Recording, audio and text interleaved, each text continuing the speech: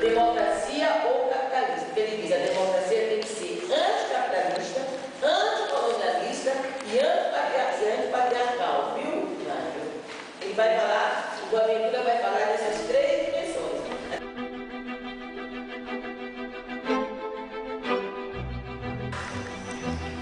O mundo que vivemos, né? Século XX. Então, o que nós vamos ter?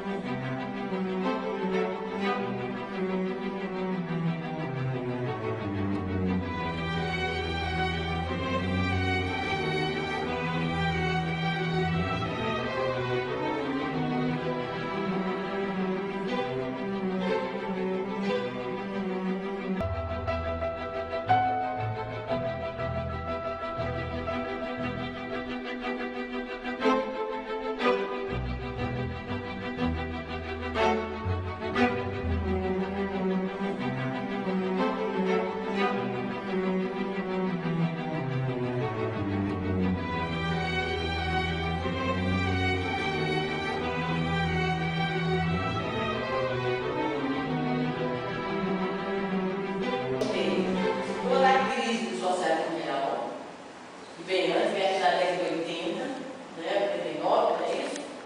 A crise do socialismo real e o que isso representou.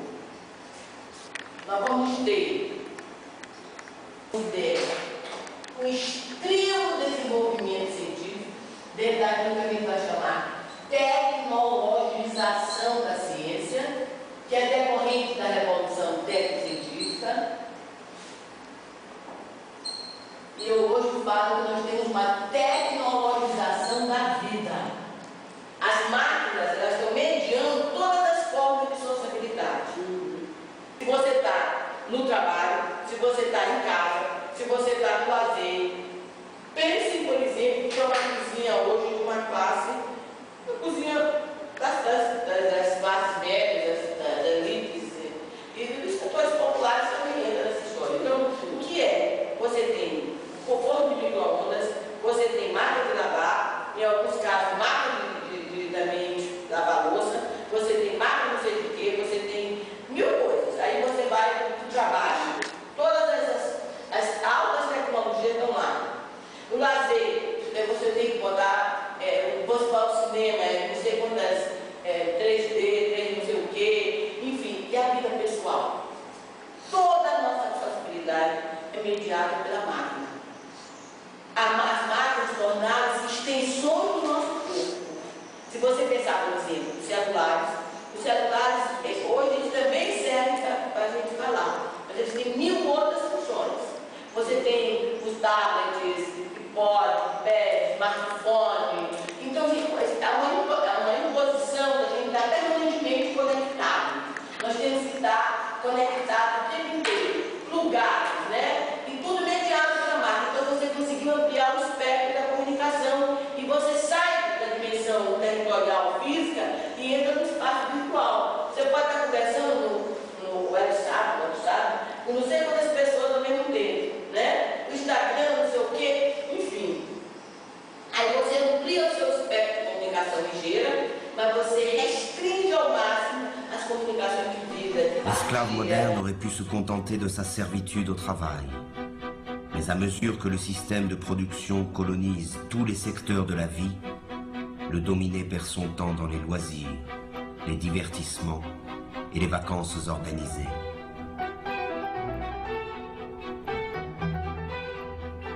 Aucun moment de son quotidien n'échappe à l'emprise du système. Chaque instant de sa vie a été envahi. C'est un esclave à temps plein.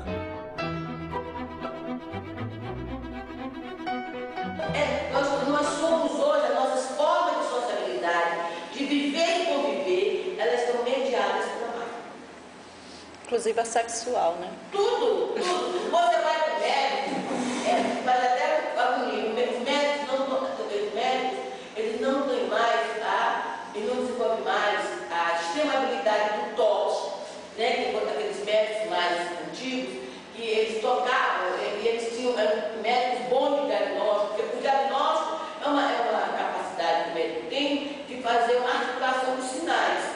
indicadores que vem se manifestando, então tem que ter um toque. Tanto é que temos planos de saúde agora, por exemplo, que você se consulta pela televisão.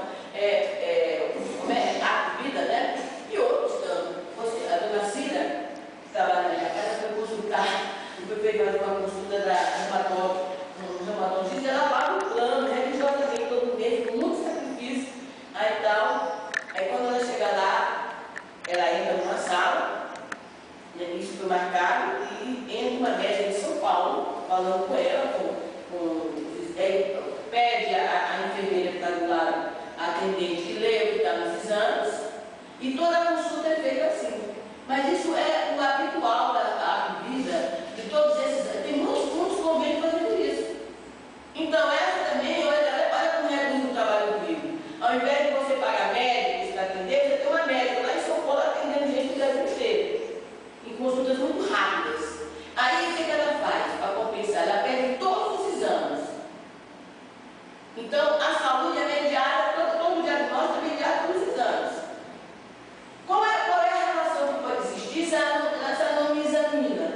Se ela não, e a relação médico-paciente é pela máquina, você conversa com ela pela máquina, né? Pela máquina, o tempo inteiro. La dégradation généralisée de son environnement, de l'air qu'il respire et de la nourriture qu'il consomme, le stress de ses conditions de travail et de l'ensemble de sa vie sociale sont à l'origine des nouvelles maladies de l'esclave moderne. Il est malade de sa condition servile, et aucune médecine ne pourra jamais remédier à ce mal. Seule la libération la plus complète de la condition dans laquelle il se trouve enfermé peut permettre à l'esclave moderne de se libérer de ses souffrances.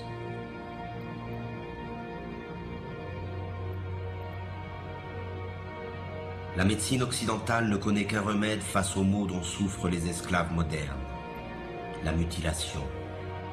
C'est à base de chirurgie, d'antibiotiques ou de chimiothérapie que l'on traite les patients de la médecine marchande.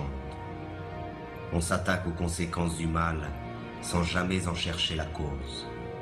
Cela se comprend autant que cela s'explique. Cette recherche nous conduirait inévitablement vers une condamnation sans appel de l'organisation sociale dans son ensemble. De même qu'il a transformé tous les détails de notre monde en simples marchandises, le système présent a fait de notre corps une marchandise, un objet d'étude et d'expérience livré aux apprentis sorciers de la médecine marchande et de la biologie moléculaire. Et les maîtres du monde sont déjà prêts à breveter le vivant. Le séquençage complet de l'ADN du génome humain est le point de départ d'une nouvelle stratégie mise en place par le pouvoir. Le décodage génétique n'a d'autre but que d'amplifier considérablement les formes de domination et de contrôle. Notre corps, lui aussi, après tant d'autres choses, nous a échappé. Estamos transformando na SAI a organização. Então, é uma grande tecnologia. Então, isso tem que ser considerado. É assim que nós estamos vivendo. E esse indivíduo plugado, esse indivíduo clicado, o horizonte de vida dele qual é o horizonte de vida? É ser o cara, é ter sucesso, é ser o melhor, não ser café com leite, porque café com leite é sobrar, né? Não sobrar dentro no jogo, né? Nem sabia que era isso. Como um marketing que saiu, que a mulher, para a mulher não ser café com leite, né? Tinha que usar um batom, tinha que usar não sei o quê, para não ser café com leite. Né? Então, o negócio é você não ser café com leite, é você não sobrar, é você ser o melhor, é ser o vencedor. Você ser o vencedor. A criança, desde os pais melhores, você tem que ser o melhor na escola. Aí você começa a criar aquelas turmas dos melhores, né? Que submete as pessoas a uma extrema tensão. Muitos daqueles jovens, eles entraram com terapias, é uma extrema tensão, porque você tem que ser o melhor. O colégio está dispensando a especialidade, está ligando todas as turmas, ele quer depois que você tenha no outdoor o primeiro a ser das contas, não sei aonde. Então, nós estamos vivendo um outro momento do capitalismo, que é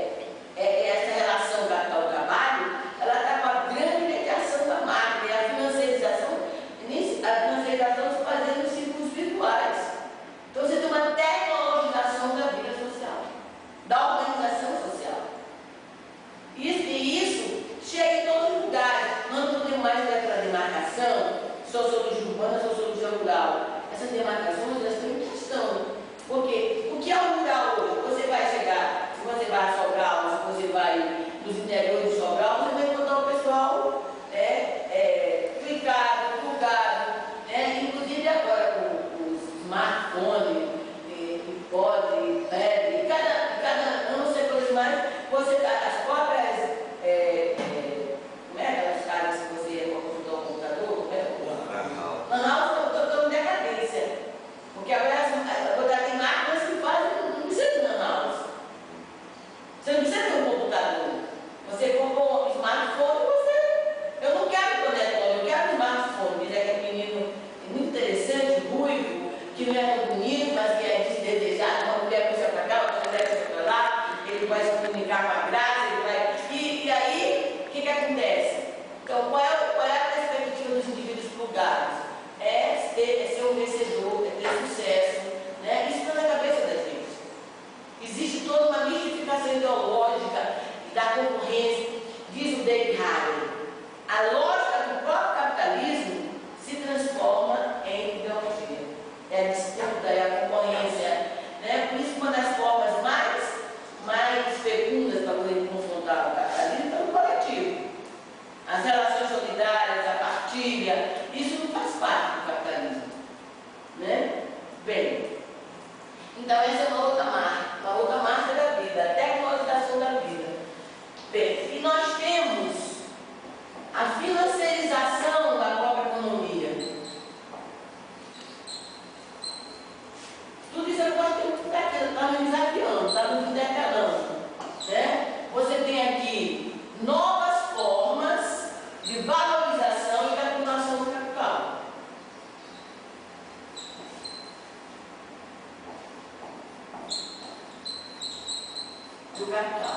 Né?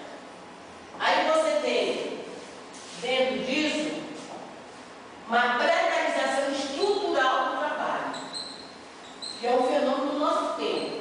O mundo do trabalho, você tem uma precarização estrutural, advinda dessa relação homem-técnica e também da própria universalização da condição de proletariedade. Isso são conceitos trazidos por esse homem aqui. Então, o que eu estou dizendo é que o próprio marxismo, ele tem que ampliar os seus conceitos, ele tem que, dentro da lógica marxiana, ele tem que ampliar os seus conceitos, fazer uma ampliação categorial para dar conta desse mundo, de explicar, interpretar e transformar. Né? Bem, então você tem a precarização estrutural do trabalho. Tem fenômenos como, por exemplo, o precariado, que está aí. E aí, você tem novas formas de fazer política, né? Que precisam ser encontradas.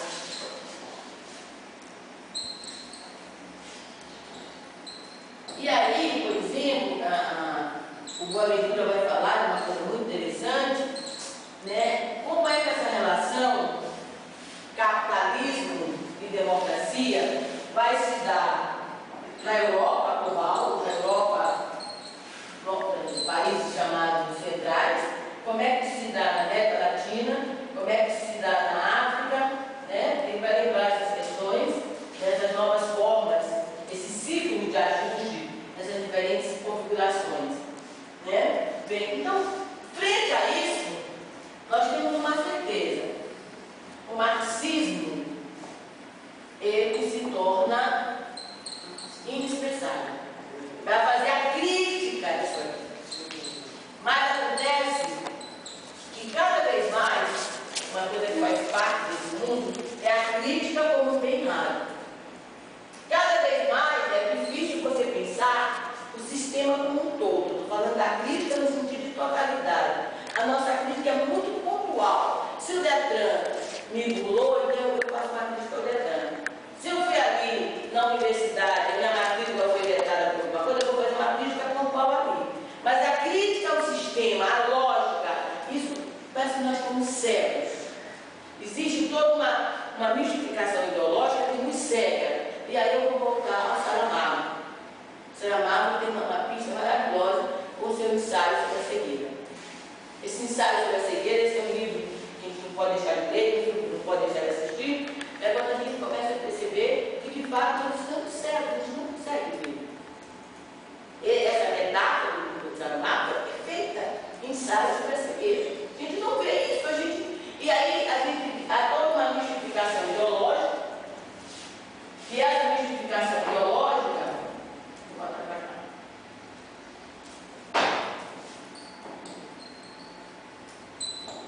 Europa, África, América Latina, e aqui você tem uma mistificação ideológica fortíssima, onde tudo nos chama,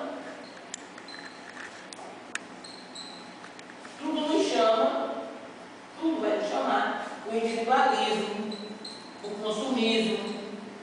O consumismo não é só, porque todo mundo tem que consumir, nós não podemos viver sem consumir. Você tem que ir ao supermercado, você tem que comer, ir à padaria, você tem que comprar roupa, mas você transforma, aqui nós estamos falando do consumismo como forma de existência social. É o que me faz existir socialmente. Né? Você vai ter esse consumismo, você vai ter toda a perspectiva da extrema privatismo, né, privatização. Tudo se volta para a vida privada. Né? E aí eu diria que nós temos também aqui uma coisa importante, as novas conexões de tempo e de espaço. Quer dizer, isso é uma coisa decisiva. O espaço virtual, ele veio para ficar. Nós não podemos fazer nem essa distinção, espaço real e espaço virtual. Essa categorização não vai mais conta. Porque o espaço virtual é o mais real. Ele é uma dimensão importantíssima da realidade. Ele é uma extensão do nosso próprio corpo. E o tempo, ele não está descentralizado, é outra coisa, tudo muito aligerado, seguindo o próprio aligeramento do sistema do capital, deveria.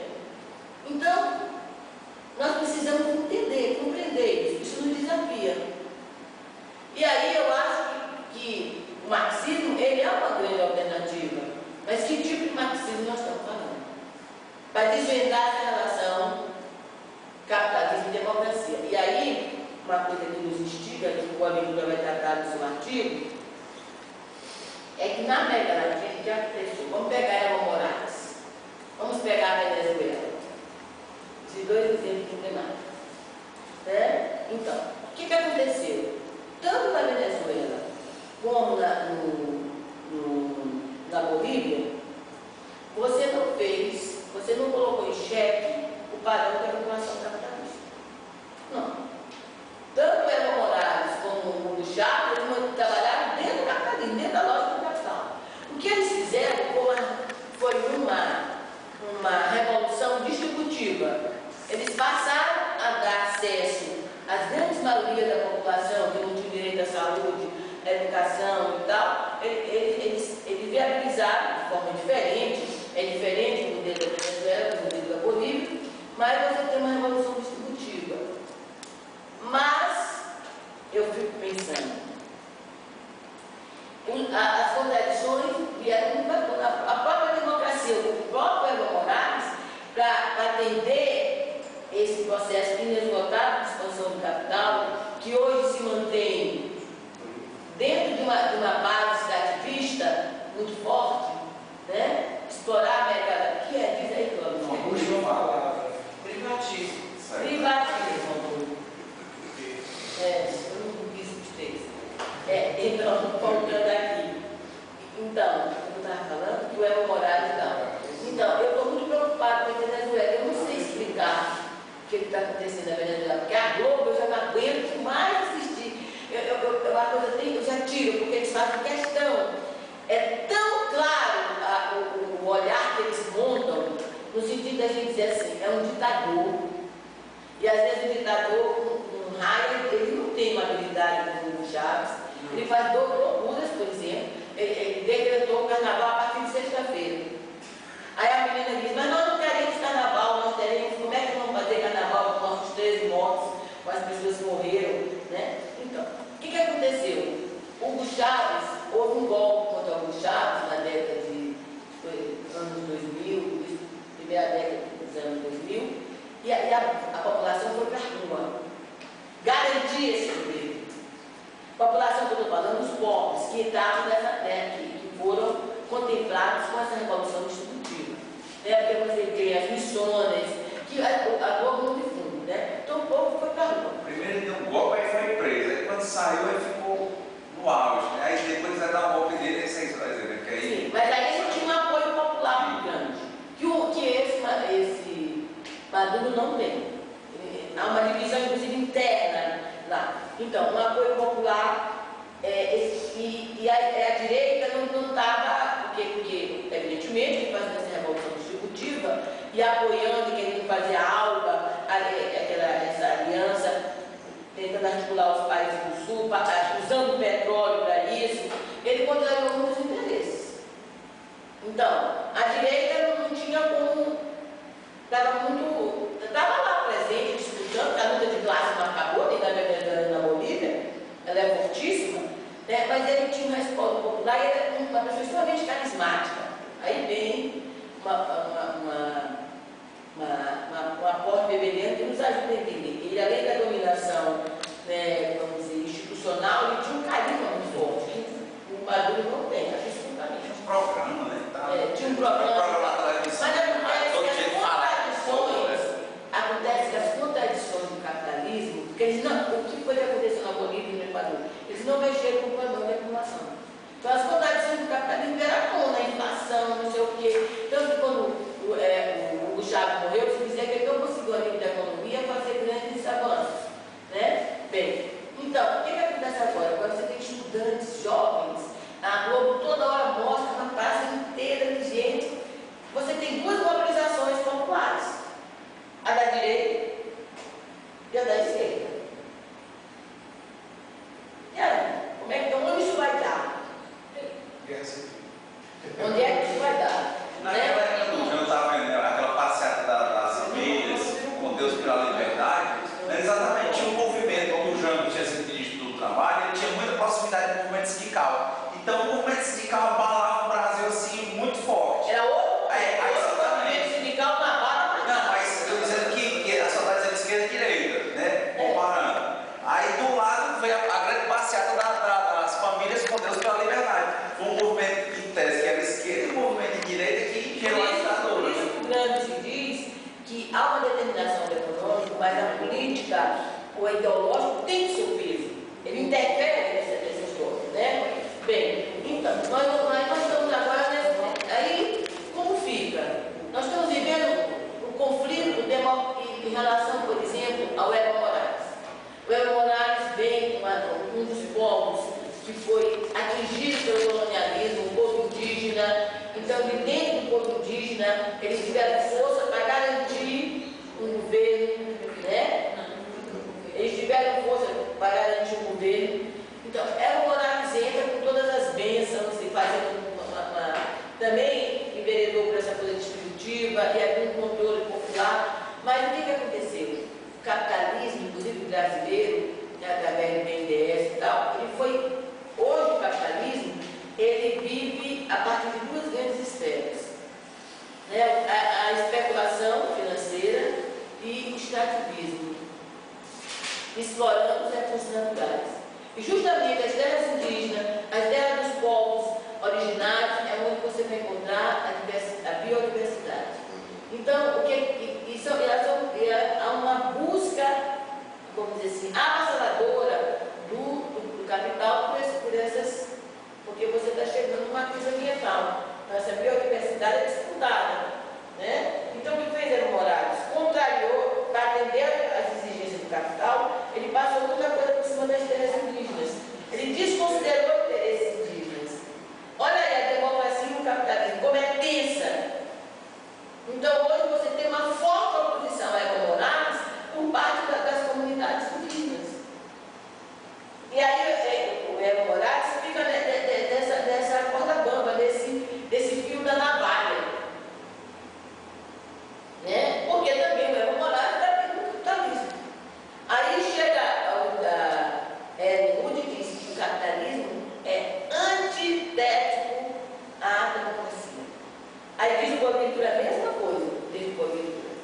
Só que ele diz, é importante também perceber que esse capitalismo tem um colonialismo e no patriarcado bases de sustentação. E como é que o colonialismo se expressa? Ele se expressa no neocolonialismo, no racismo, muito fortemente. Agora mesmo, em Uganda, né?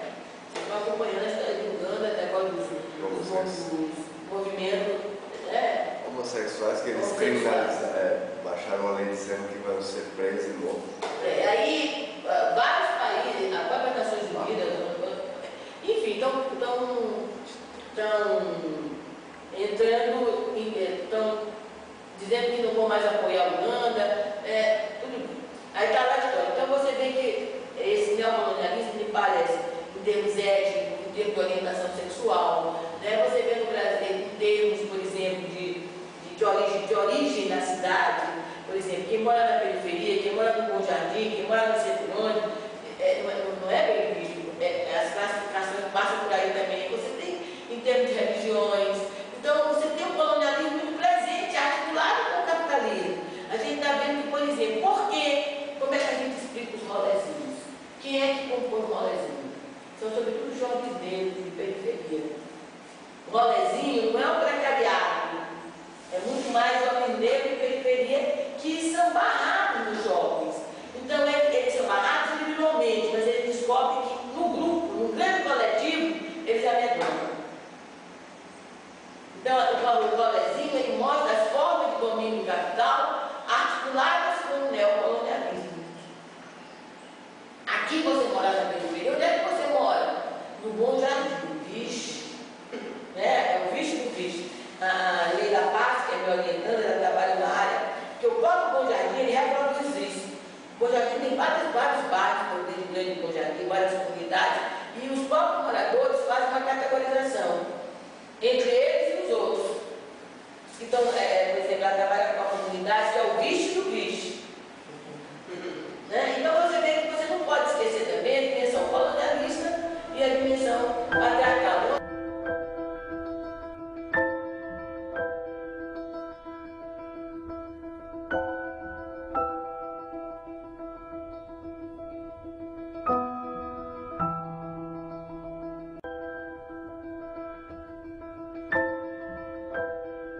O que esses textos nos permitem problematizar sobre o capitalismo, essa relação capitalismo e democracia, que como que é uma relação tensa e de contradição. Democracia ou capitalismo? Porque ele diz a democracia tem que ser anticapitalista, anticolonialista e antipatriarcal, viu? Ele vai falar, o Boaventura vai falar dessas três dimensões.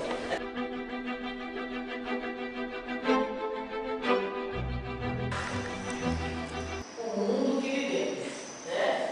Século XX. Então, o que nós vamos ter aqui?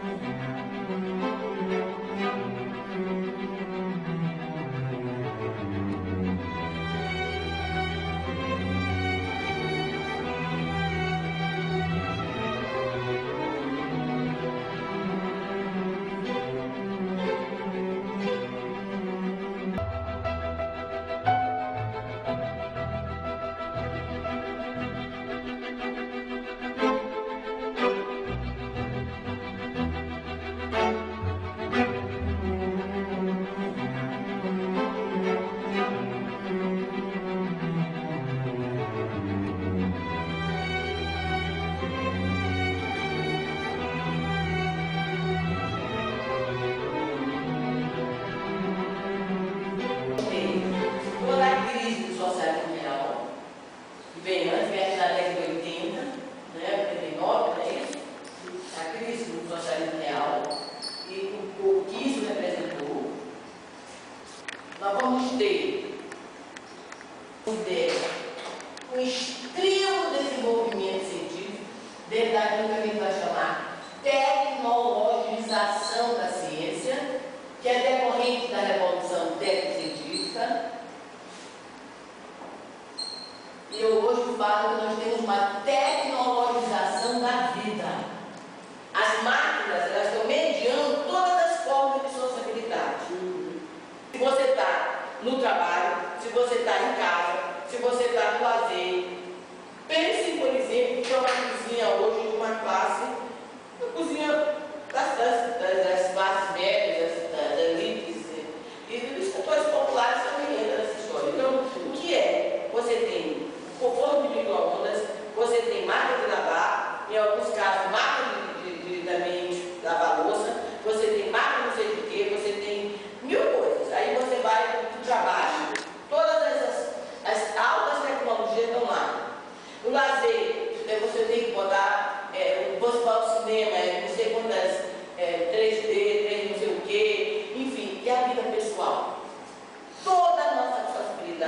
é mediada pela máquina. As máquinas tornaram-se extensões do nosso corpo. Se você pensar, por exemplo, os celulares hoje eles também servem para a gente falar, mas eles têm 1000 outras funções. Você tem os tablets, iPod, iPad, smartphone. Então, há uma imposição da gente estar permanentemente conectado. Nós temos que estar conectados o tempo inteiro, plugados, né? E tudo mediado pela máquina. Então, você conseguiu ampliar o espectro da comunicação e você sai da dimensão territorial física e entra no espaço virtual. Você pode estar conversando no WhatsApp, com não sei quantas pessoas ao mesmo tempo, né? O Instagram, não sei o quê, enfim. Aí você amplia o seu espectro de comunicação ligeira, mas você restringe ao máximo as comunicações de vida. L'esclave moderne aurait pu se contenter de sa servitude au travail. Mais à mesure que le système de production colonise tous les secteurs de la vie, le dominé perd son temps dans les loisirs, les divertissements et les vacances organisées.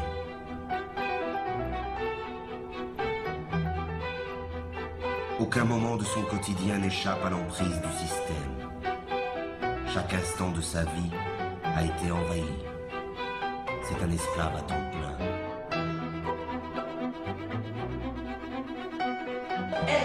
Nós somos hoje, as nossas formas de sociabilidade, de viver e conviver, elas estão mediadas pela máquina.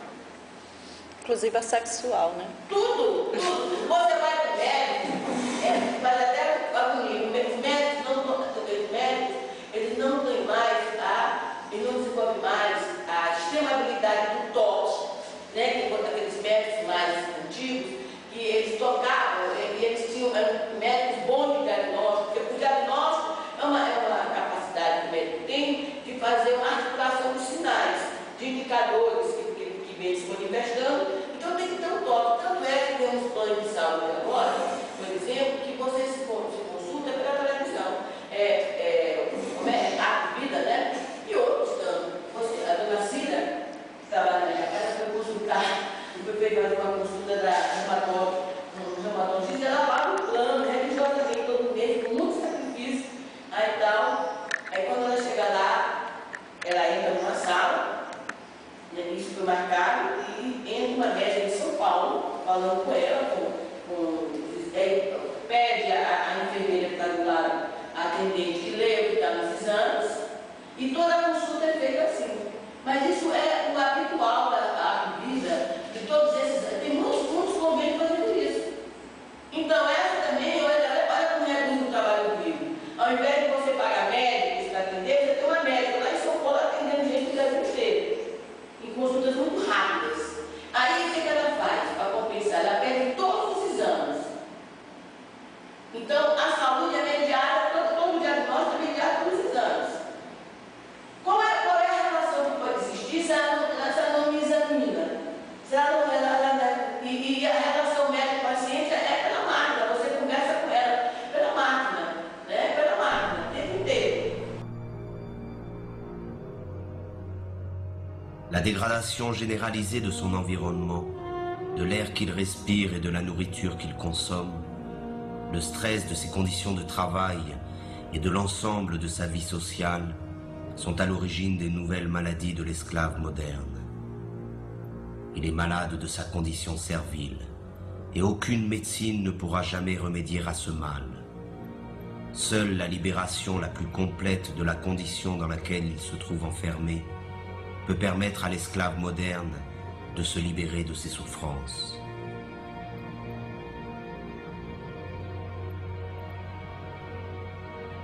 La médecine occidentale ne connaît qu'un remède face aux maux dont souffrent les esclaves modernes, la mutilation. C'est à base de chirurgie, d'antibiotiques ou de chimiothérapie que l'on traite les patients de la médecine marchande. On s'attaque aux conséquences du mal sans jamais en chercher la cause. Cela se comprend autant que cela s'explique. Cette recherche nous conduirait inévitablement vers une condamnation sans appel de l'organisation sociale dans son ensemble. De même qu'il a transformé tous les détails de notre monde en simples marchandises, le système présent a fait de notre corps une marchandise, un objet d'étude et d'expérience livré aux apprentis sorciers de la médecine marchande et de la biologie moléculaire. Et les maîtres du monde sont déjà prêts à breveter le vivant. Le séquençage complet de l'ADN du génome humain est le point de départ d'une nouvelle stratégie mise en place par le pouvoir. Le décodage génétique n'a d'autre but que d'amplifier considérablement les formes de domination et de contrôle. Notre corps, lui aussi, après tant d'autres choses, nous a échappé. Estamos nos transformando na SAI da organização. Então é uma grande tecnologia. Então isso tem que ser considerado. É assim que nós estamos vivendo. E esse indivíduo plugado, esse indivíduo clicado, o horizonte de vida dele é... Qual é o horizonte de vida? É ser o cara, é ter sucesso, é ser o melhor, não ser café com leite, porque café com leite é sobrar, né? Não sobrar dentro no jogo, né? Nem sabia que era isso. Como um marco que saiu, que a mulher, para a mulher não ser café com leite, né? Tinha que usar um batom, tinha que usar não sei o quê, para não ser café com leite. Né? Então, o negócio é você não ser café com leite, é você não sobrar, é você ser o melhor, é ser um vencedor. Você ser um vencedor. A criança, desde os pais melhores, você tem que ser o melhor na escola. Aí você começa a criar aquelas turmas dos melhores, né? Que submete as pessoas a uma extrema tensão.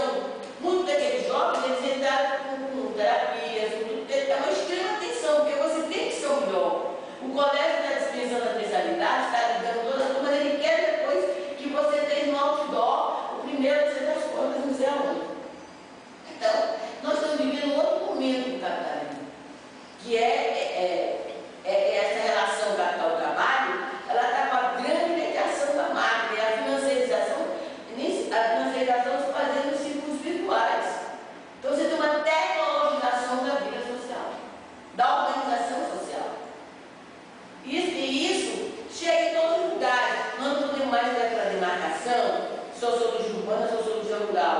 Essas demarcações elas estão em questão. Porque o que é o rural hoje? Você vai chegar, se você vai a Sobral, se você vai nos interiores de Sobral, você vai encontrar o pessoal clicado, plugado, né? Inclusive agora com o smartphone, iPod, iPad, cada eu não sei coisas mais, você as próprias como é aquelas caras que você consulta o computador? Como é que estão em decadência.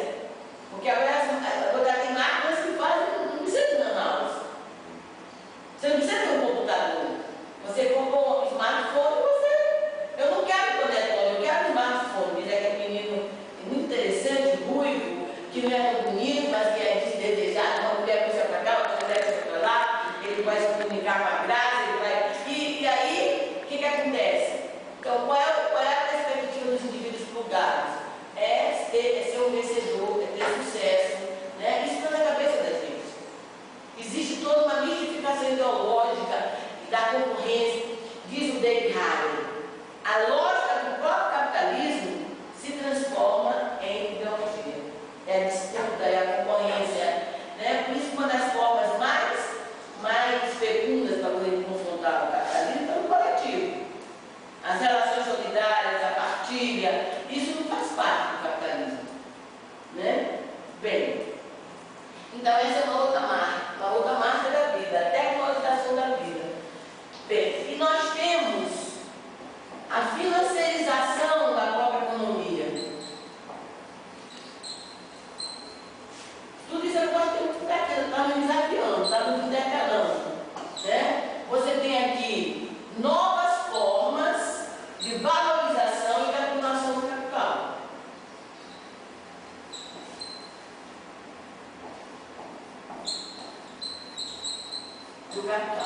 Né? Aí você tem, dentro disso, uma precarização estrutural do trabalho, que é um fenômeno do nosso tempo. O mundo do trabalho, você tem uma precarização estrutural, advinda dessa relação homem-técnica e também da própria universalização e da condição de proletariedade. Isso são conceitos que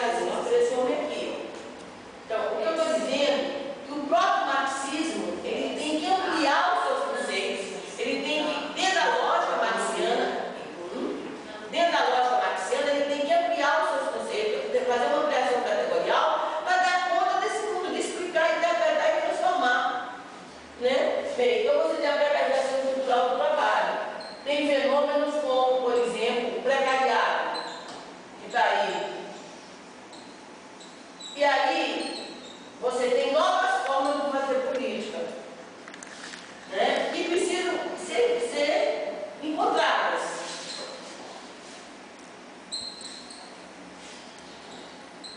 E aí, por exemplo, o Boaventura vai falar de uma coisa muito interessante, né? Como é que essa relação capitalismo e democracia vai se dar na Europa global, na Europa, nos países chamados centrais, como é que se dá na América Latina, como é que se dá na África, né? Ele vai lembrar essas questões, dessas novas formas, esse ciclo de ajuste, essas diferentes configurações, né? Bem, então, frente a isso, nós temos uma certeza. O marxismo, ele se torna indispensável para fazer a crítica disso aqui.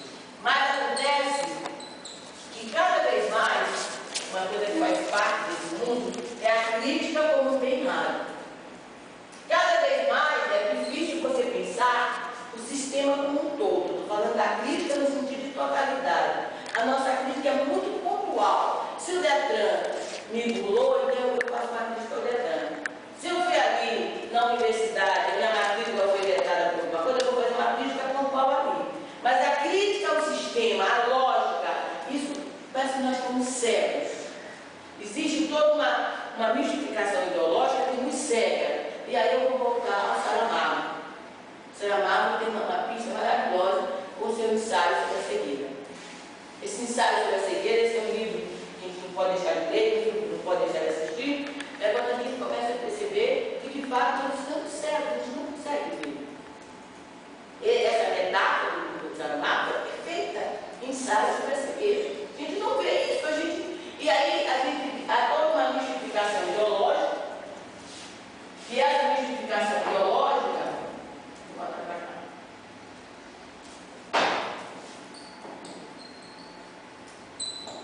Europa, África, América Latina, e aqui você tem uma mistificação ideológica fortíssima, onde tudo nos chama,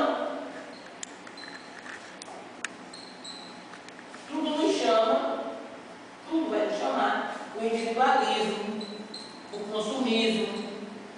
O consumismo não é só, porque todo mundo tem que consumir, nós não podemos viver sem consumir. Você tem que ir ao supermercado, você tem que comer, ir à padaria, você tem que comprar roupa, mas você transforma, aqui nós estamos falando do consumismo como forma de existência social.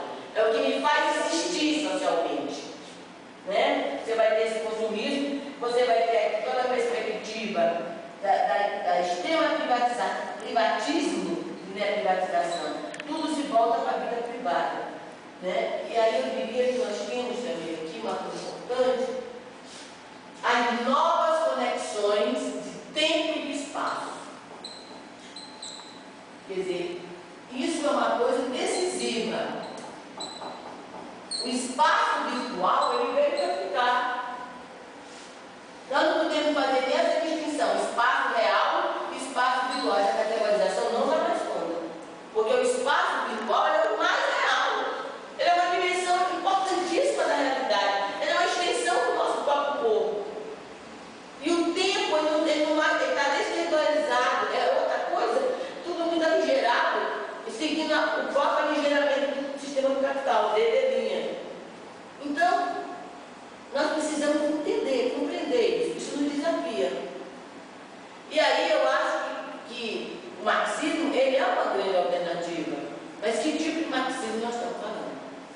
Para desvendar essa relação capitalismo e democracia. E aí, uma coisa que nos instiga, que o Boaventura vai tratar no seu artigo, é que na América Latina, que aconteceu? Vamos pegar Evo Morales, vamos pegar a Venezuela. Esses dois exemplos emblemáticos. Né? Então, o que aconteceu? Tanto na Venezuela como na Bolívia, você não colocou em xeque o padrão da regulação capitalista. Não. Tanto Evo Morales como o Hugo Chávez, eles trabalharam dentro do capitalismo, dentro da lógica do capital. O que eles fizeram foi uma revolução de distributiva. Eles passaram a dar acesso às grandes maioria da população que não tinha direito à saúde, à educação e tal. Eles viabilizaram de forma diferente, é diferente do modelo da Venezuela, do modelo da Bolívia, mas você tem uma revolução distributiva. Mas eu fico pensando, as contradições vieram a própria democracia, o próprio Evo Morales, para atender esse processo inesgotável de expansão do capital, que hoje se mantém dentro de uma base extrativista muito forte, né? Explorar a América, que é, diz aí, Cláudio. Não, puxou a palavra. Privatismo. Privatismo. Eu não quis vocês. Então, voltando aqui. Então, eu estava falando que o Evo Morales não. Então, eu estou muito preocupada com a Venezuela. Eu não sei explicar o que está acontecendo na Venezuela, porque a Globo eu já não aguento mais assistir. Eu já tiro, porque eles fazem questão. É tão claro o olhar que eles montam, no sentido da gente dizer assim, é um ditador. E às vezes o ditador, um raio, ele não tem uma habilidade como o Hugo Chávez. Ele faz loucuras, por exemplo. Ele decretou o carnaval a partir de sexta-feira. Aí a menina diz, mas nós não queremos carnaval, nós teremos, como é que vamos fazer carnaval com nossos 13 mortos, com as pessoas que morreram, né? Então, o que aconteceu? Hugo Chávez, houve um golpe contra o Hugo Chávez na década de anos 2000, primeira década dos anos 2000, e a população foi para a rua. Garantir esse poder. A população que eu estou falando, os pobres, que estavam nessa terra, que foram contemplados com essa revolução distributiva. Porque você tem as missões, que a Globo não difunde, né? Então o povo foi para a rua. Primeiro ele deu um golpe, aí foi preso. Aí quando saiu, ele ficou no auge. Né? Aí depois ele vai dar um golpe dele, esse aí, por exemplo. Que aí... Sim, mas aí ele tinha um apoio popular muito grande. Que esse Maduro não tem. Há uma divisão, inclusive, interna lá. Então, um apoio popular, e a direita não estava, porque, evidentemente, ele fazendo essa revolução distributiva e apoiando, querendo fazer a ALBA, essa aliança, tentando articular os países do Sul, usando o petróleo para isso, ele contrariou muitos interesses. Então, a direita não tinha como. Estava lá presente, disputando, que a luta de classe não acabou, nem na Venezuela nem na Bolívia, ela é fortíssima, né? Mas ele tinha um respaldo popular e era uma pessoa extremamente carismática. Aí vem um aporte bebeliano que nos ajuda a entender. Ele, além da dominação, né, vamos dizer, institucional, ele tinha um carisma muito forte, que o Maduro não tem, absolutamente. Tinha um programa, né? Tinha um programa. Acontece que as contradições do capitalismo, porque o que foi que aconteceu na Bolívia e no Equador? Eles não mexeram com o padrão de acumulação. Então as contradições do capitalismo eram como a inflação, não sei o quê. Tanto que quando o Chávez morreu, se dizia que ele não conseguiu a nível da economia fazer grandes avanços. Né? Bem, então, o que acontece agora? Agora você tem estudantes jovens, a Globo toda hora mostra uma praça inteira de gente. Você tem duas mobilizações populares. A da direita e a da esquerda. E aí, onde isso vai dar? Onde é que isso vai dar? Naquela época do Jânio estava vendo aquela passeata das famílias, com Deus pela liberdade, né? Exatamente, tinha um movimento, como o Jânio tinha sido ministro do trabalho, ele tinha muita proximidade com o movimento sindical. Então o movimento sindical abalava o Brasil assim muito forte. Era outro movimento sindical na barra. Não, mas eu dizendo que a só está dizendo esquerda e direita, né? Comparando. Aí do lado veio a grande passeata das famílias com Deus pela liberdade. Um movimento em tese que era esquerda e um movimento de direita que gerou a ditadura. Por isso que o Gramsci diz que há uma determinação econômica, mas a política, o ideológico tem seu peso. Ele interfere nessa história, né? Bem, então, nós estamos agora aí, como fica? Nós estamos vivendo um conflito em relação, por exemplo, ao Evo Morales. O Evo Morales vem um dos povos que foi atingido pelo colonialismo, o povo indígena. Então, de dentro do povo indígena, eles tiveram força para garantir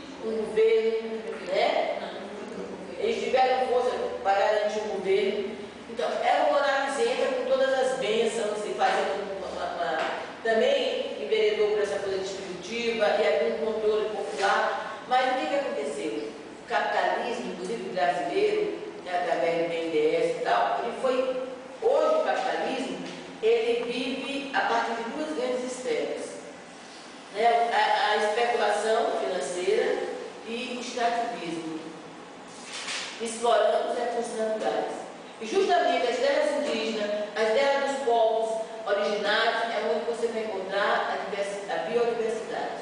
Então, há uma busca, vamos dizer assim, avassaladora do capital porque você está chegando numa crise ambiental. Então, essa biodiversidade é disputada. Né? Então, o que fez Evo Morales? Contrariou, para atender às exigências do capital, ele passou muita coisa por cima das terras indígenas. Ele desconsiderou interesses indígenas. Olha aí a democracia e o capitalismo, como é tensa. Então, hoje você tem uma forte oposição a Evo Morales por parte das comunidades indígenas.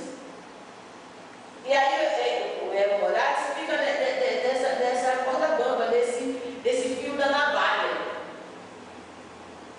Né? Porque também o Evo Morales está dentro do capitalismo. Aí chega Ellen Wood e diz que o capitalismo é antitético à democracia. Aí diz o Boaventura a mesma coisa, diz o Boaventura. Só que ele diz, é importante também perceber que esse capitalismo tem no colonialismo e no patriarcado bases de sustentação. E como é que o colonialismo se expressa? Ele se expressa no neocolonialismo, no racismo, muito fortemente. Agora mesmo, em Uganda, né? Estou acompanhando a história de Uganda, até agora dos movimentos. Né? Homossexuais que eles criminalizaram, baixaram uma lei dizendo que vão ser presos e mortos. Aí, vários países, a própria Nações Unidas, enfim, estão entrando, estão dizendo que não vão mais apoiar a Uganda, tudo. Aí está lá a história. Então você vê que esse neocolonialismo me parece, em termos étnicos, em termos de orientação sexual, né? Você vê no Brasil, em termos, por exemplo, de origem na cidade, por exemplo, quem mora na periferia, quem mora no Bom Jardim, quem mora no centro-norte, não é bem visto. As classificações passam por aí também. Você tem em termos de religiões. Então, você tem um colonialismo muito presente, articulado com o capitalismo. A gente está vendo que, por exemplo, por quê? Como é que a gente explica os rolezinhos? Quem é que compõe o rolezinho? São, sobretudo, jovens negros de periferia. O rolezinho não é um precariado. É muito mais jovens negros de periferia que são barrados nos jovens. Então, eles são barrados individualmente, mas eles descobrem que no grupo, no grande coletivo, eles amedrontam. Então, o rolezinho, ele mostra as formas de domínio do capital articuladas com o neocolonialismo. Aqui você mora na periferia, onde é que você mora? No Bom Jardim, vixe. É o vixe do vixe. A Leila Paz, que é me orientando, ela trabalha na área, que o próprio Bom Jardim, ele reproduz isso. O Bom Jardim tem vários bairros dentro do grande Bom Jardim, várias comunidades, e os próprios moradores fazem uma categorização. Entre eles,